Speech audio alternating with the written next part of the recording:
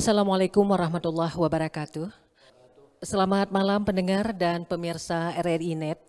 Senang sekali pada malam ini saya Cut Zahrita dari RRI Banda Aceh bisa kembali menemani Anda dalam acara obrolan budaya dengan tema Adat Aceh Menempati Rumah Baru. Pendengar dan pemirsa RRI Net, upacara adat adalah sejenis kegiatan yang dilakukan oleh masyarakat secara turun-temurun yang telah menjadi kebiasaan. Salah satu masyarakat adat di Nusantara yang mempunyai kearifan lokal adat adalah masyarakat Aceh. Di antara begitu banyak acara-acara adat masyarakat Aceh, salah satu adalah adat menempati rumah baru. Nah, pendengar dan pemirsa RRI Net, seperti apa dan bagaimana adat Aceh menempati rumah baru? Saya akan ngobrol dengan dua narasumber yang sudah hadir pada malam ini. Baik, narasumber yang pertama Bapak Dr. Andes Tengku Balian, beliau sebagai Ketua Bidang Pengkajian Adat Majelis Adat Aceh MAA Aceh Besar. Assalamualaikum Bapak. Waalaikumsalam warahmatullahi wabarakatuh. Alhamdulillah sehat Pak ya. Ya, baik. Narasumber kita yang kedua, Bapak Tengku M. Hashim Usman SAG, beliau sebagai pemerhati adat Aceh. Assalamualaikum Bapak Hashim. Waalaikumsalam warahmatullahi wabarakatuh. Iya, sehat juga Pak ya. Alhamdulillah. Iya, bahagia rasanya malam ini kita bisa bersama kembali di obrolan budaya.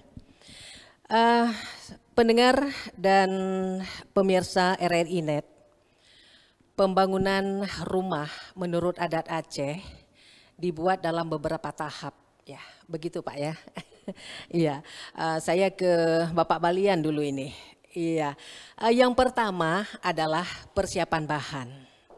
Nah, bagaimana kearifan lokal di Aceh untuk persiapan bahan ketika mau membangun rumah, Pak?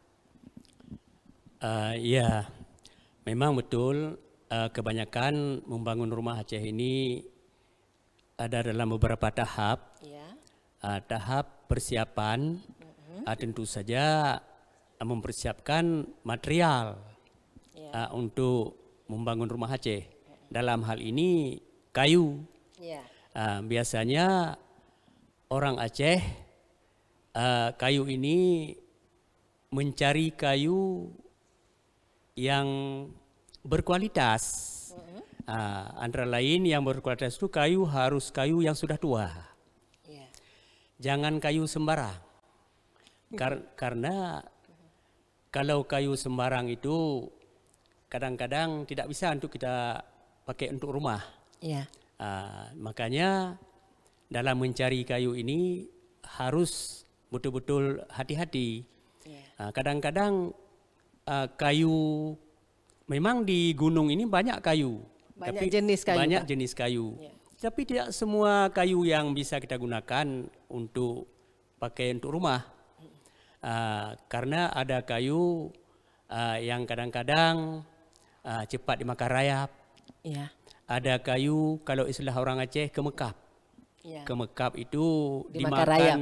Bukan rayap, ada itu yang istilahnya hung ya. Jadi lebah kayu itu. Dia biasanya dia makan kayu. Jadi kalau kayu-kayu yang model itu tidak bisa untuk rumah. Makanya pakai kayu yang berkualitas, kayu yang sudah tua, yang kualitasnya tinggi seperti semantuk, meranti, damar, dan lain-lain. Makanya rumah Aceh, rumah masyarakat Aceh dulu bertahan sampai ratusan tahun ya Pak? Lebih. Karena jenis kayunya yang begitu. Iya. Baik, saya ke Tengku Hashim ini. Ya, kalau seperti disampaikan oleh Tengku Balian tadi, bahwa memilih kayu untuk membuat rumah ini harus sangat teliti, Pak. Jadi siapa yang melakukan pemilihan kayu untuk membangun rumah baru? Apakah harus orang-orang tertentu? Terima kasih. Assalamualaikum warahmatullahi wabarakatuh. Waalaikumsalam. Ya, terima kasih pertanyaan Ibu tentang siapa yang memilih dan kayu apa yang dipilih. Iya, siapa yang memilih? Iya. Tentu saja kayu yang pertama sekali itu kayu yang harus dipilih untuk tiang atau tameh. Iya. Orang dulu milih tameh itu atau tiang itu kalau kayu kampung ada dua jenis yang sangat didambakan. Iya. Yang pertama kerak panah. Kerak panah namanya. Kerak bak panah. Dari pohon nangka itu? Pohon nangka. Oh, iya. Pohon nangka yang sudah begitu tua itu dibelah. Belahnya pun bukan pakai sensor kayak sekarang. Iya. Kalau dulu pakai beliung. Beliung itu seperti apa, Pak? Beliung itu semacam alat untuk meraut. Oh, meraut. Beliung namanya. Itu tiang itu yang dipilih oleh orang tua yang ahli bidang kayu.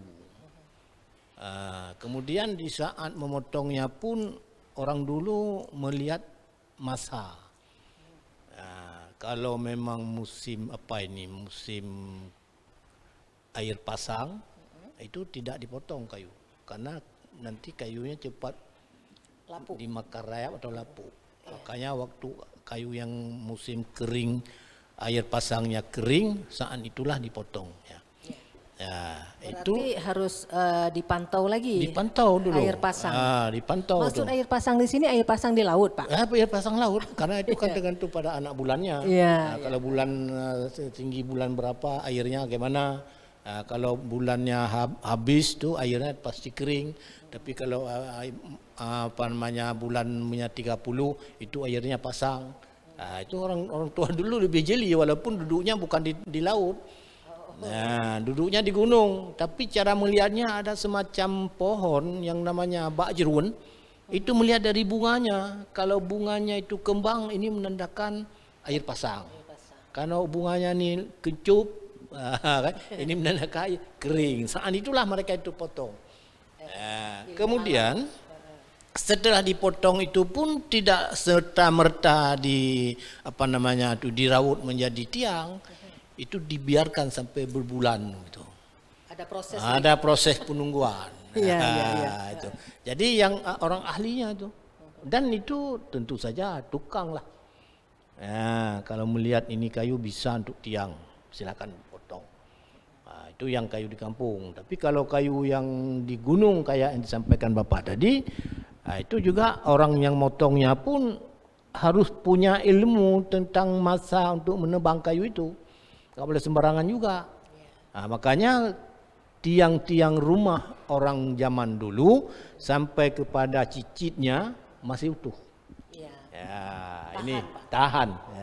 Kualitasnya bagus. Karena yang pertama kayunya sudah cukup umur, sudah tua. Kemudian teknis pemotongannya juga ada caranya, dan jenisnya pun tidak sembarangan.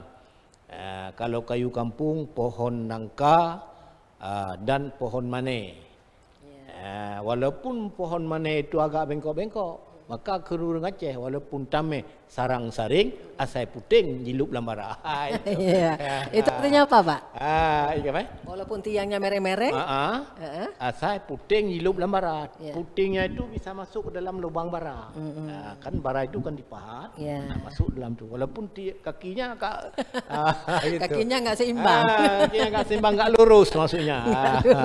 Yang penting puting jilup lambara. Insya Allah rumah kuat.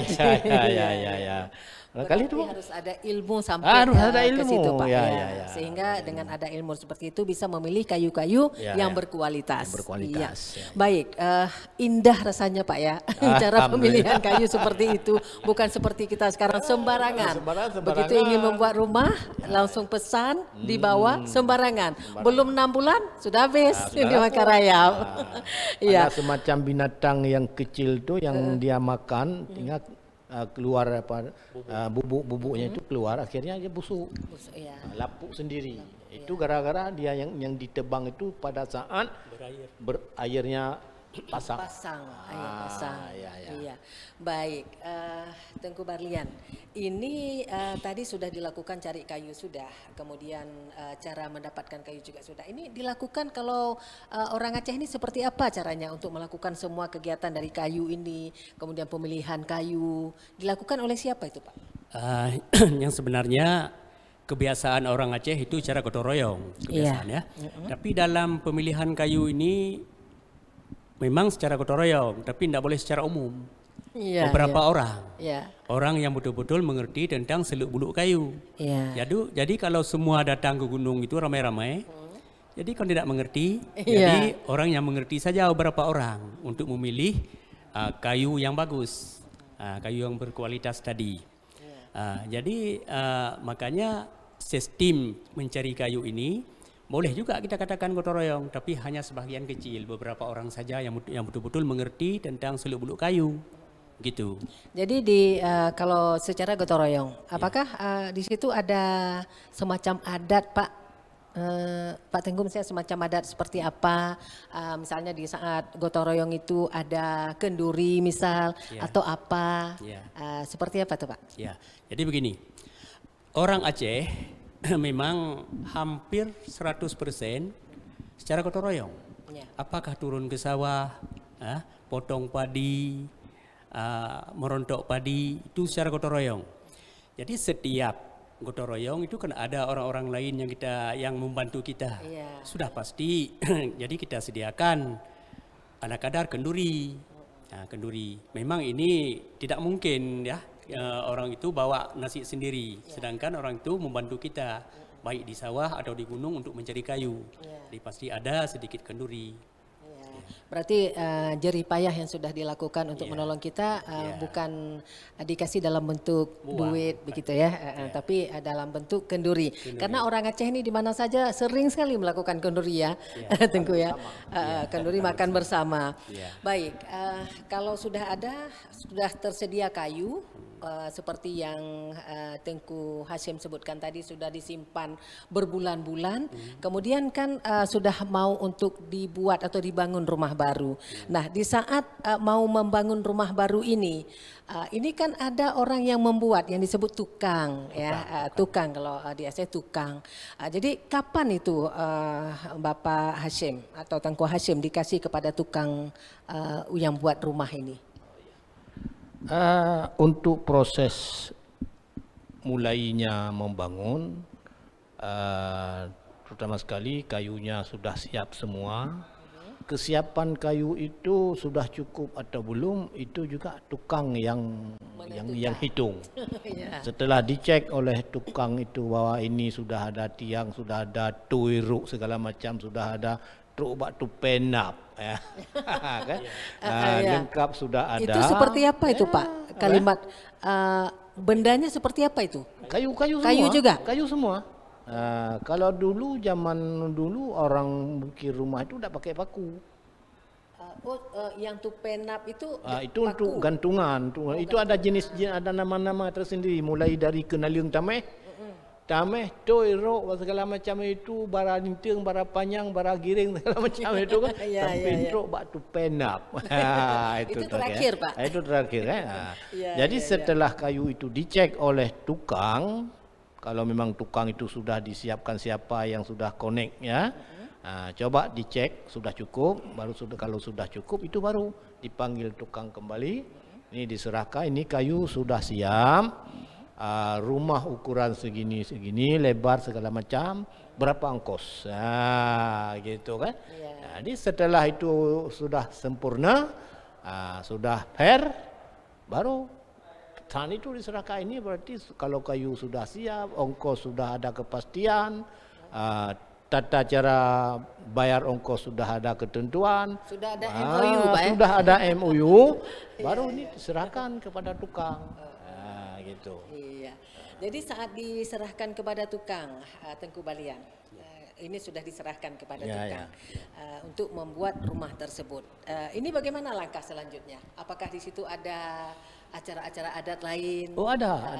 Seperti apa? Nanti Tengku Hashim bisa menambahkan. Silakan Tengku Barlian. Jadi kalau sudah kita serahkan kepada tukang, tentunya kayu itu sudah siap, sudah tersedia semua. Waktu dicek oleh tukang, ini sudah ada semua jenis yang akan dipakai, sudah ada semua. Jadi untuk pertama sekali kita serahkan kepada tukang, pasti ada, kalau orang Aceh sesuatu yang baru itu mulai dengan doa dan pesiju. Ya, doa dan pesiju. Karena begini, pesiju itu untuk mengambil sempena. Sempena itu doa. Sempena itu doa. Artinya harapan kita memohon kepada Allah. Jadi biasanya kalau baru kita serahkan kepada tukang, ada acara cok mata kaye. Cok mata kaye. Cok mata kaye maksudnya tukang itu untuk pahat lubang yang pertama, untuk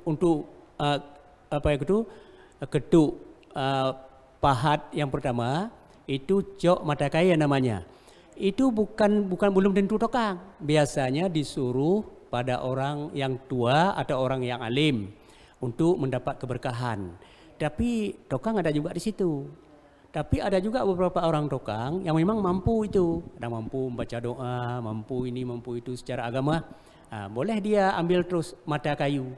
Yang istilah cok mata kayu. Dalam arti begini, dibuat nama seperti itu.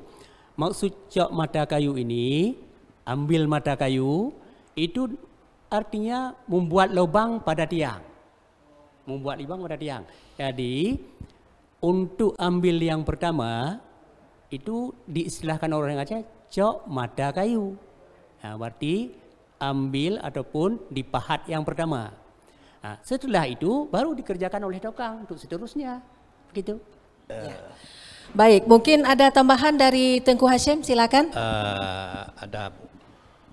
Kalau yang disampaikan Pak Balian tadi menyangkut dengan namanya ambil mata kayu. Artinya mulai pertama. Kalau pada bangunan semen ini letak batu pertama. Begitu kira-kira Pak Balian kan? Kalau kita bangun bangunan beton, tentu saja buka lubang letak batu pertama. Siapa yang berhak letak batu pertama? Apakah Wali Nanggro? Apakah Gubernur? Apakah Bupati? Apakah Pak Imam Syekh? Dialah untuk mengambil berkah. Maka kalau rumah yang bangunan kayu itu dimulainya pada saat pahat pertama. Hanya sebatas satu kali pahat sudah selesai. Untuk syarat aja. Syaratnya aja. Syaratnya aja. Karena dimulai oleh orang terhormat.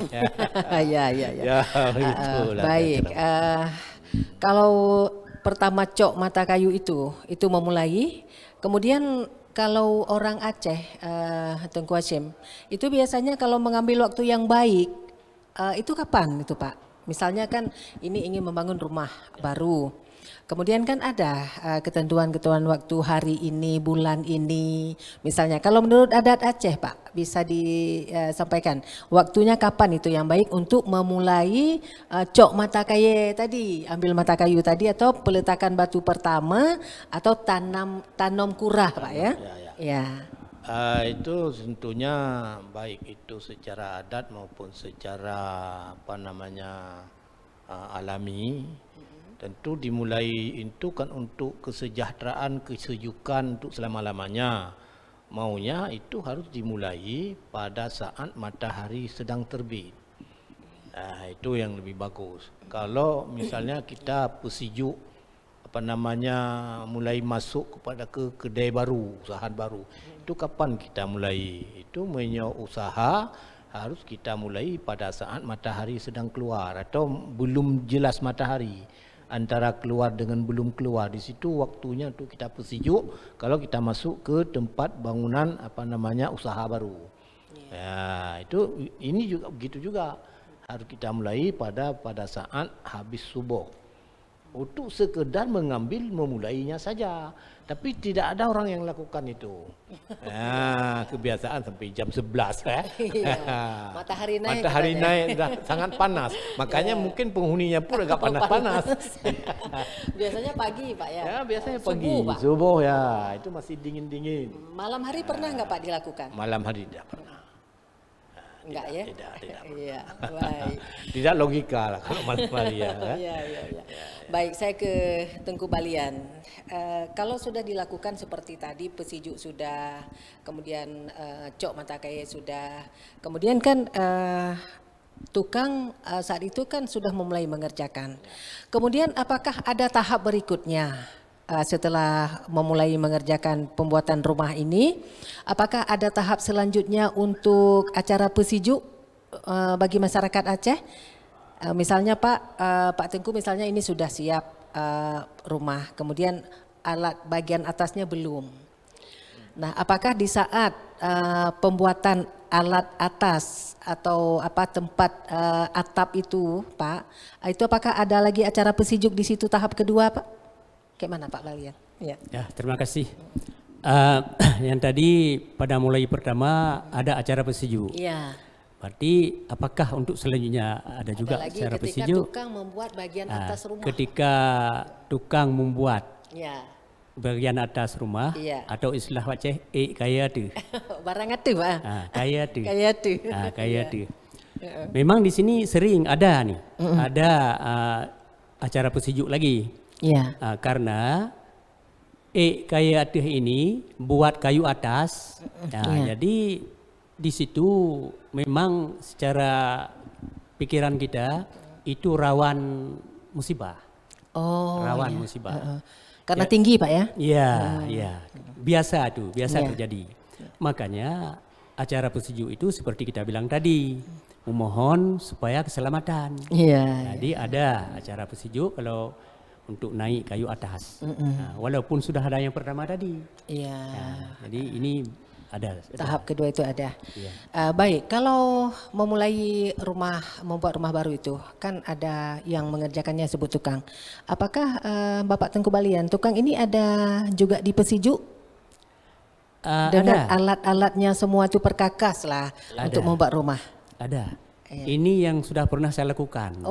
Jadi begini caranya. Karena saya dulu sebagai kepala sekolah ada sebuah bangunan yang dikasih oleh pemerintah. Jadi karena sekolah saya dulu masih swasta, berarti masyarakat berperan melihat sekolah itu. Makanya orang tua-tua suruh ini Pak begini. Jadi untuk mulai membangun lokal ini, 3 lokal ini, jadi perkakas tukang dan tukang di pesijuk dulu. Di pesijuk. Dan juga nanti di ujung acara pesijuk kan ada salam tempel sedikit, walaupun sekedar. Iya betul. Itu di luar MOU membuat rumah ya. Iya itu di luar. Di luar itu. Ada tambahan dari Bapak Tengku Hashim? Tentang pesijuk itu, ya sebagaimana disampaikan Bapak itulah yang biasa dilakukan di kampung-kampung. Memang perlu. Karena sekedar hanya untuk memohon doa saja. Karena di saat dinaikkan bahan atas itu, sebagaimana disampaikan itu sangat rumit. Makanya harus kehati-hatian. Salah satunya kehati-hatian. Yang pertama kehati-hatian orang kerja atau tukang. Yang kedua kehati-hatian kita yang punya. Kita yang punya bagaimana kehati-hatiannya, itulah dengan cara berdoa melakukan acara pesijuk. Dengan sempurna sebagaimana ketan ini lengket, begitulah orang ini bisa ngerjain lengket, tidak terpleset.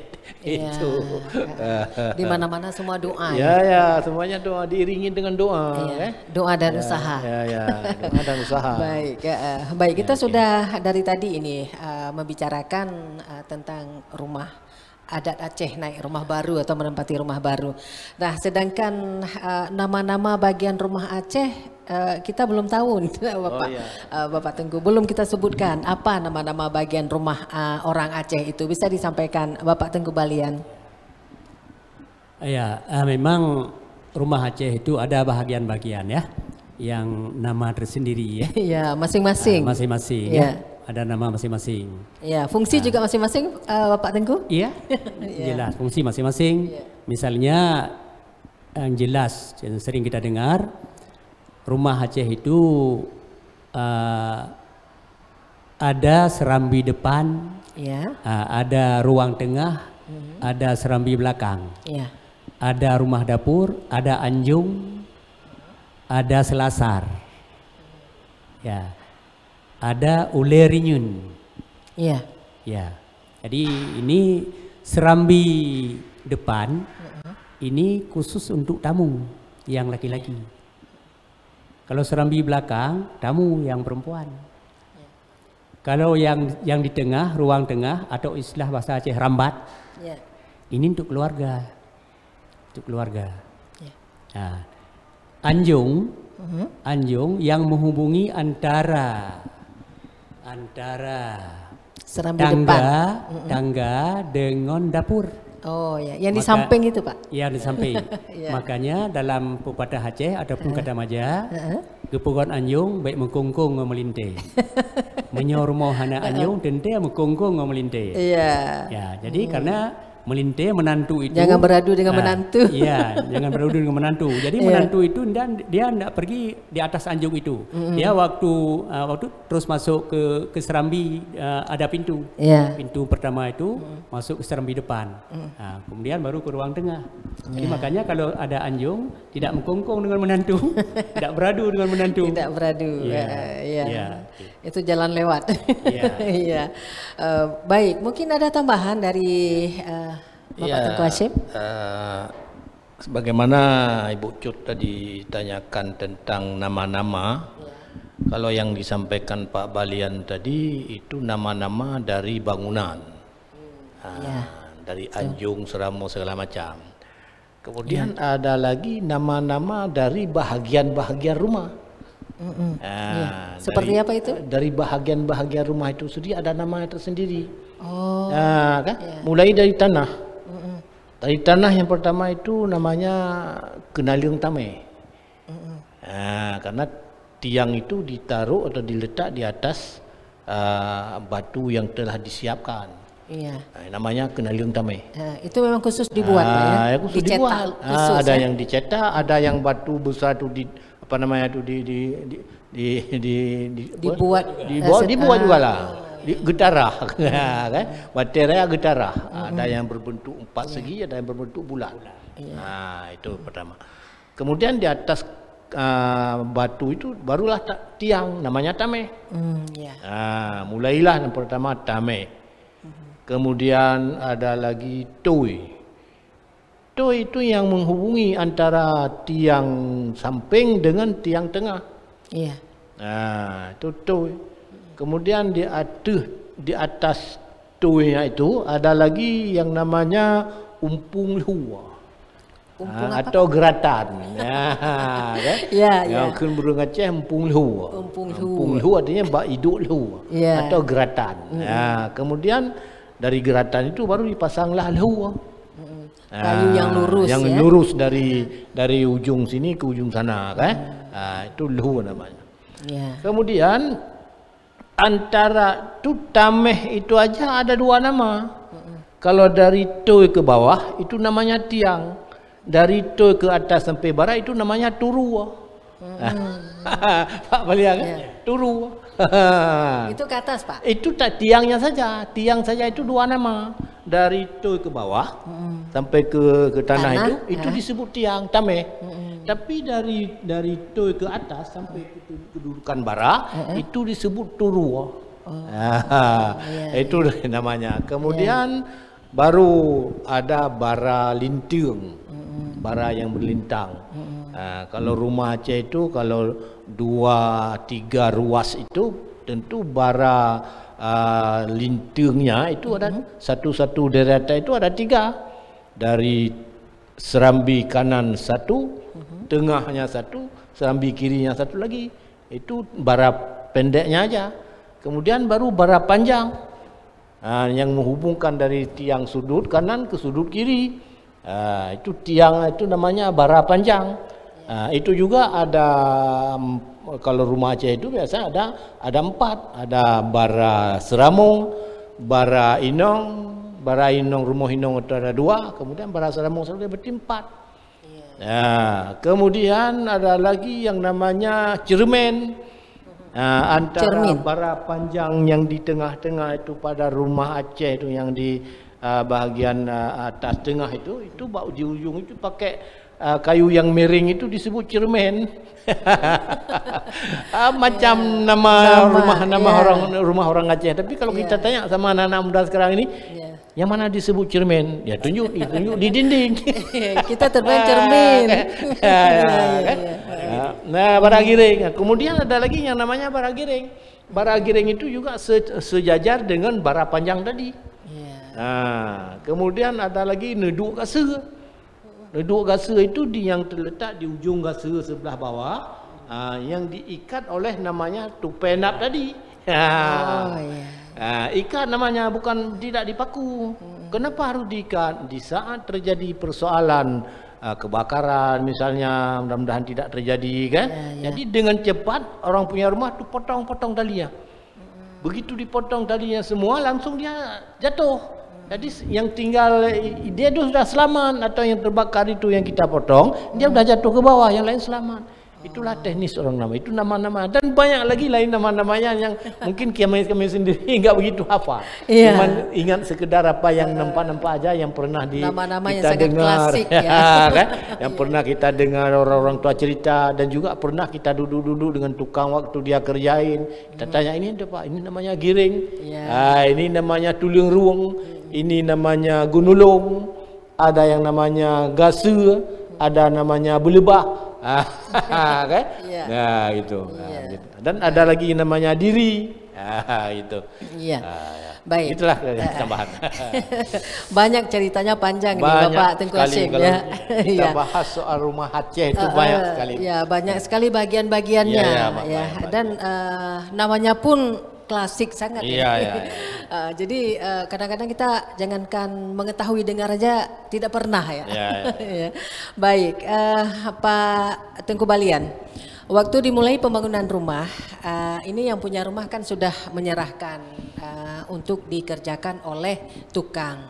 Nah, ini kapan tukang mengembalikan rumah ini kepada yang punya rumah, Bapak Tengku? Ini masalah tukang mengembalikan kepada orang punya rumah ya. Ini juga termasuk menurut perjanjian. Inilah yang dikatakan tadi tahap. Kadang-kadang orang punya rumah itu berjanji dengan tukang, ini tolong tukang kerjakan rumah saya ini untuk mempersiapkan bahan, persiapkan tiang, tu, ru, geratan, lu, bara ada, bara giring, bara linting dan sebagainya. Kadang-kadang ada yang perjanjian sampai di situ, asal sudah siap bahan, sudah cukup dulu. Itu tergantung kepada kemudahan. Kadang-kadang tidak mampu untuk melanjutkan. Dipending dulu. Di stop dulu ya. Tapi ada juga sebahagian orang punya rumah itu agak mampu sedikit, jadi stop setelah buat atap. Kau tidak mungkin kita dirikan tiang-tiang itu tanpa atap. Dalam terik matahari dan hujan. Jadi biasanya itu tahap kedua itu sampai buat atap. Ada juga begitu. Ada yang betul-betul mampu, betul-betul ada mudah, terima kunci. Siap semua, tinggal masuk. Baik, Bapak Tengku Balian. Kalau misalnya siap semua, dari pertama perjanjian MOU ini dengan tukang, selesainya terima kunci. Nah, ini tuan rumah atau yang punya rumah, apa ucapan terima kasih, sebagai apa yang diberikan kepada tukang sebagai bungong jaro? Tentunya kan ada adat-adat Aceh mungkin, Bapak Tengku Balian silakan. Jadi ini masalah bungong jaro, ini terlepas daripada MOU tadi, ya kan? Jadi ini tidak ada dalam perjanjian. Iya, tidak ada dalam perjanjian. Ini namanya saja bungong jaro. Bungong jaro ini yang mudah kita katakan itu sedekah. Hampir sama dengan sedekah. Yang namanya sedekah itu apa yang ada kemudahan. Kadang-kadang untuk bungong jaro ada yang kasih beras, ada yang kasih beras ketan hitam, ada yang kasih ayam. Kalau orang yang mampu sedikit, kadang-kadang sampai kepada kambing. Pokoknya itu semua bungong jaro dalam bentuk sedekah. Dalam bentuk sedekah itu tetap ada, tetap ada. Jadi tukang itu di samping di samping MOU tadi masalah ongkos ya. Ada juga dia terima walaupun hanya sedikit. Ada selaku bunga jaro. Selaku bunga jaro yang terima. Souvenir ya. Baik, berarti ada. Karena kan orang Aceh mengatakan besok jaro, harus ada buah tangan ya. Baik, Bapak Tengku Hashim, selama tukang membuat rumah, ini apakah ada Pak pantangan-pantangan kalau bagi orang Aceh? Sejauh Bapak ketahui? Gini tapi kalau soal itu mungkin saya kurang juga. Cuman yang ingin saya tambahkan sedikit, sampaikan Bapak ini menyangkut dengan bungong jaro. Kalau kita orang Aceh biasanya yang gekun dengan rah jaro tukang. Oh, istilahnya seperti itu. Istilahnya seperti itu. Rah jaro tukang. Berarti cuci tangan tukang. Cuci tangan tukang. Jadi pada saat cuci tangan tukang itu itu menurut kemampuan yang milik rumah. Kadang-kadang di dalam amplop itu salam tempel. Ada kadang-kadang pernah ada yang satu mayam emas. Ada yang menurut kemampuan dan keikhlasan. Menurut kemampuan. Ada yang uang dia amplop itu 500. Ada yang 100, begitulah kira-kira. Itu tetap ada. Itu yang namanya rah jaro tukang. Kemudian menyangkut dengan pantang-pantang, itu saya sendiri tidak pernah mendengar dan juga tidak pernah saya lihat di saat orang-orang tua dulu membuat rumah itu ada hal-hal yang tidak boleh dilakukan. Itu saya pun tidak pernah ketemu dengan itu. Dan juga orang-orang tua tukang-tukang dulu, karena rumah saya dulu juga rumah Aceh. Di saat dibangun itu tukangnya dari Padang Tiji sana. Tapi tidak pernah tersentuh yang menyatakan ada hal-hal yang pantang. Tapi saya kira itu pasti ada. Pasti ada. Cuman belum sampai. Sampai ke kita. Baik, Bapak Tengku Balian, ini dari MAA Aceh Besar. Kalau menempati rumah baru di Aceh Besar itu seperti apa Pak adatnya? Seperti yang saya bilang tadi, orang Aceh itu setiap yang baru itu mulai dengan upacara. Dengan acara. Jadi jauh-jauh sebelum menempati rumah baru itu sudah ada rencana-rencana atau program-program. Antara lain, tentu saja kita menempati rumah baru itu bukan sendiri kita naik ke rumah baru itu, kan? Sudah pasti ada orang yang kita undang, pertama sekali saudara kita atau tetangga, dan juga kita undang Tengku untuk baca doa sedikit untuk doa keselamatan, bersejuk. Jadi yang sebenarnya kalau masalah ini kita tinjau dulu fungsi sebuah rumah. Begini, fungsi sebuah rumah itu tempat kediaman. Walaupun kemana saja kita pergi, tetap kita pulang ke rumah. Kembali ke rumah. Istirahat di rumah, makan di rumah. Dan rumah itu pelindung. Sama juga seperti pakaian kita ini. Pakaian kita ini di samping untuk menutup aurat, juga melindungi badan kita. Begitu juga rumah. Rumah juga berfungsi sebagai pelindung dari terik matahari ataupun hujan. Kan? Dan fungsi rumah yang lain adalah rumah itu sebagai tempat ibadat. Tempat ibadat. Jadi tempat ibadat ini kita harus betul-betul kita jaga. Supaya sah ibadat kita, kan begitu? Dan rumah kita jangan hampa. Seperti kata agama, hiasilah tempat tinggalmu dengan salat dan baca Al-Quran. Dan lain sebagainya fungsi rumah.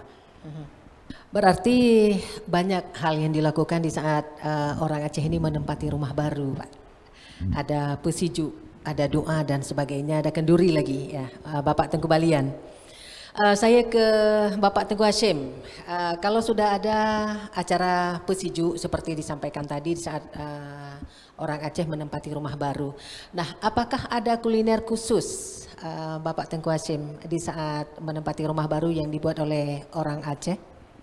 Terima kasih. Barangkali sebelum saya memberikan penjelasan tentang kuliner. Bisa ditambahkan ya.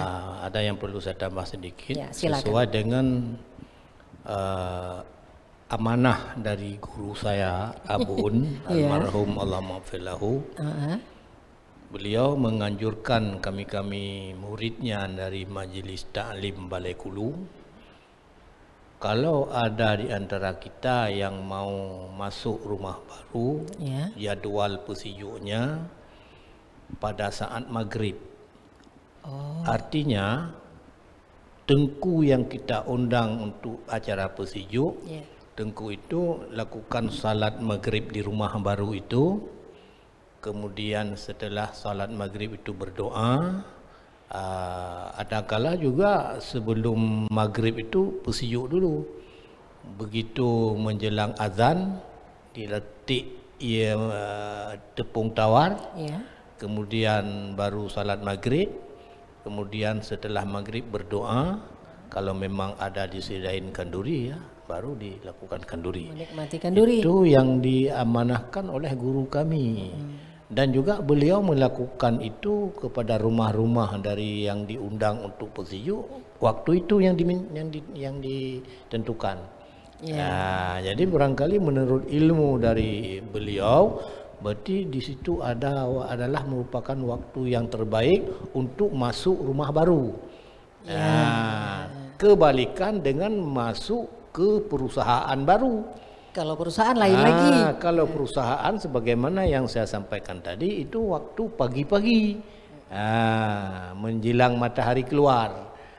Kalau masuk rumah baru itu waktu menjelang malam saat maghrib. Itu perlu saya tambah. Kemudian menyangkut dengan kuliner khas pada saat tamong ataupun masuk rumah baru. Itu barangkali ada juga daerah-daerah yang memang disediakan makanan khasnya atau kuliner khasnya, apakah dalam bentuk serabi atau apam. Kalau bahasa Aceh apam Bahasa Aceh apam, bahasa Aceh. Itu mungkin itu ada di daerah-daerah tertentu di wilayah Aceh besar. Dan tidak semua daerah ada. Kalau memang daerah kami ke daerah arah barat, itu Lembah Telawah, Selimum ini tidak pernah kami lihat dan tidak pernah diundang untuk hal itu. Mungkin kalau daerah agak ke pesisir, ada pesisir atau daerah Belang Bintang mungkin itu kayaknya ada informasi dari kawan-kawan kita ada di sana kuliner khusus ada kuliner khusus gitu. Baik, seperti disampaikan Bapak Tengku Hashim, amanah dari gure atau guru bahwa kalau kita menempati rumah baru itu lebih baik kendurinya maghrib. Kalau memasuki rumah baru itu bulan mana yang baik kalau menurut masyarakat Aceh? Itu yang kebiasaan kita lihat, yang pernah kita alami, itu jarang ada yang milih waktu. Yang penting asal rumahnya sudah selesai, langsung dia lakukan upacara pesijuk. Tapi memang ada juga orang-orang dulu yang sampaikan bahwa kalau kita mau menempati rumah baru pertama, itu alangkah indahnya di bulan Rabiul Awal. Begitu. Bulan kelahiran Nabi Muhammad lebih dikenal dengan bulan Maulid kalau di Aceh. Maulid, bulan barakah, bulan banyak rezeki. 3 bulan 10 hari panjang waktunya. Mudah-mudahan penghuni rumah itu melimpah rezekinya. Makanya waktu bulan Rabiul Awal, Rabiul Akhir, Jumadil Awal itu kenduri undangan di mana-mana Pak ya. Termasuk orang menempati rumah baru. Baik, silakan Bapak Tengku Balian. Terima kasih mengenai tentang hari-hari apa yang baik bulan untuk kita atau menempati bulan atau hari untuk kita menempati rumah baru. Seperti Ustadz sampaikan tadi itu sangat betul sekali itu. Tapi ada juga pendapat bagi orang Aceh untuk kita menempati rumah baru itu yang sebenarnya boleh kapan saja. Tidak ada ketentuan. Tetapi yang harus kita hindari hari naas. Seperti apa hari naas tuh Bapak Tengku? Hari naas, hari sial, hari malang. Kalau orang Aceh bilang uro mejinnya. Jadi hari naas naas, itu setiap bulan ada. Setiap bulan langit. Tanggal 1, tanggal 5, tanggal 15, tanggal 20, tanggal 21, 23. Ganjil ya? Ya, itu hari naas. Hari yang turun bala. Dan tambah hari Rabu. Apalagi Rabu Abih. Ya. Rabu Abih bulan itu Safar. Paling banyak itu bala turun. Makanya dibuang bala itu ke laut. Kadang-kadang kita buang bala ke laut, kita bala tenggelam kita di sana nanti. Jadi ini menurut pendapat di samping Ustaz bilang tadi. Hari naas. Jadi hari naas ini hari bala. Jadi memang ini sebaiknya kita hindari. Kita hindari. Kalau tidak kita hindari, boleh juga kita teruskan. Bala itu siapa yang kena? Tapi ada pendapat yang lain satu lagi, untuk kita naik rumah baru ini setiap tanggal 4 bulan langit setiap bulan. Itu ada pendapat juga. Di samping pendapat Ustadz tadi, pendapat yang kedua dari saya, ini yang ketiga ada juga pendapat setiap tanggal 4 bulan langit. Itu bulan apa saja boleh? Tapi kalau kena hari Rabu, karena hari Rabu itu hari naas. Hari naas itu hindari sedikit. Bisa mundur atau dimajukan? Iya, terserah tuh. Karena sudah kita menghadapi Rabu kan, jangan kena hari Rabu. Kalau hari naas itu sebaiknya kita pandang melakukan hal-hal yang berat, seperti mendirikan rumah, pedang rumah, atau orang Aceh koh trieng. Ini pekerjaan-pekerjaan berat. Kita hindari kalau pada hari naas, jangan kita lakukan itu. Sering tak kena bala tu. Itu penjelasan yang dari tadi sedikit. Berarti ada ketentuan waktunya ya. Ada, cuman tidak semua. Tapi tanpa kita beritahukan seperti ini, Bapak Tengku Balian mungkin ada juga yang belum mengetahui, belum memahami ya tanggal-tanggal seperti tanggal ganjil tadi yang disampaikan.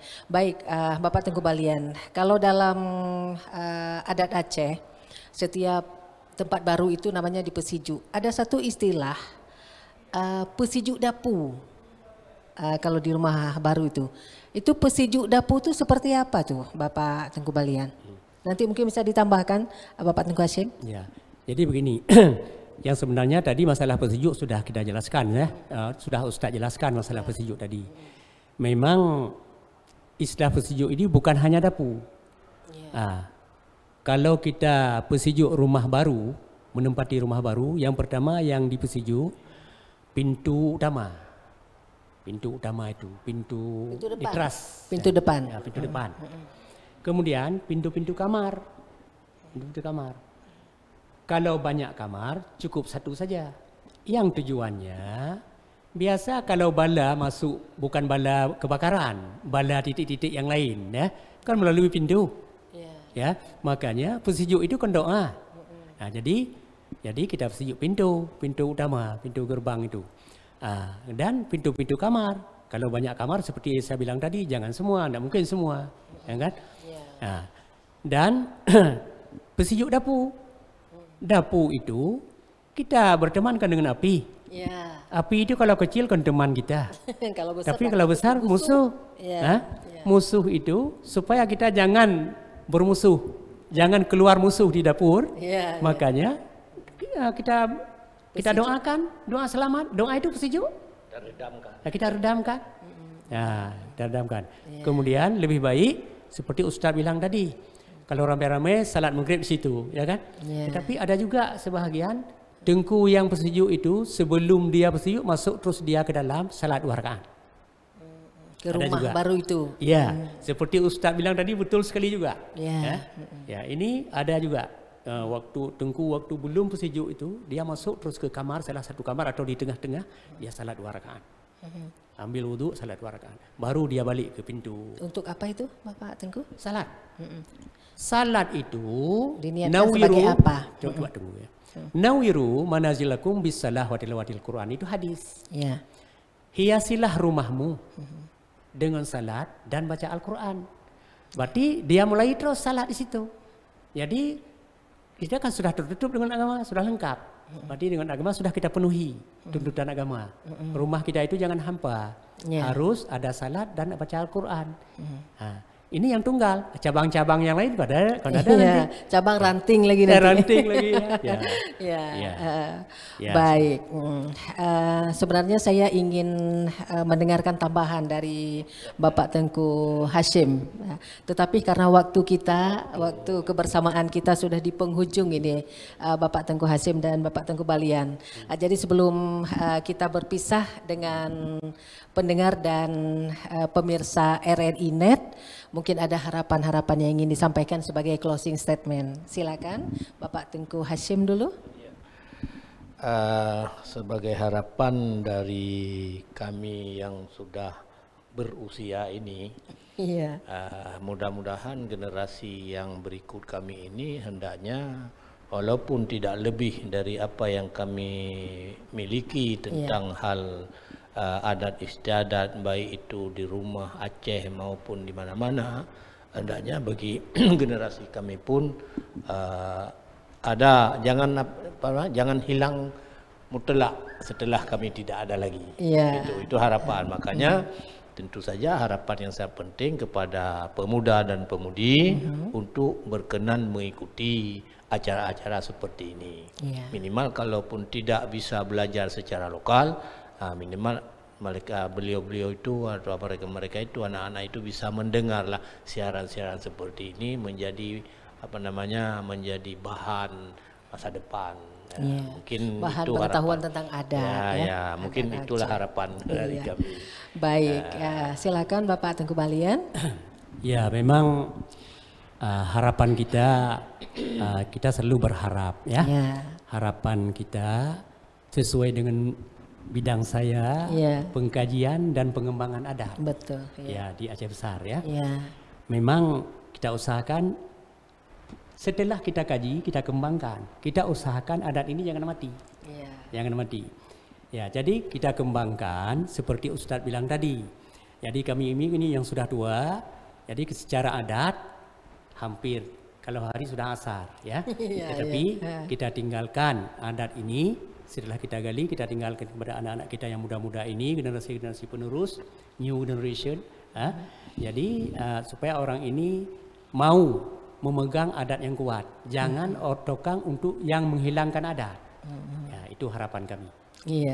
Baik. Terima kasih Bapak Dr. Andes Tengku Balian dan juga Bapak Tengku Muhammad Hashim Usman SAG sudah hadir pada malam hari ini dalam obrolan budaya. Semoga yang kita sampaikan bermanfaat dan pendengar juga pemirsa RRI Net, sampai di sini kebersamaan kita pada malam ini dalam acara obrolan budaya dari RRI Banda Aceh. Terima kasih, sampai jumpa. Assalamualaikum warahmatullahi wabarakatuh. Waalaikumsalam warahmatullahi wabarakatuh.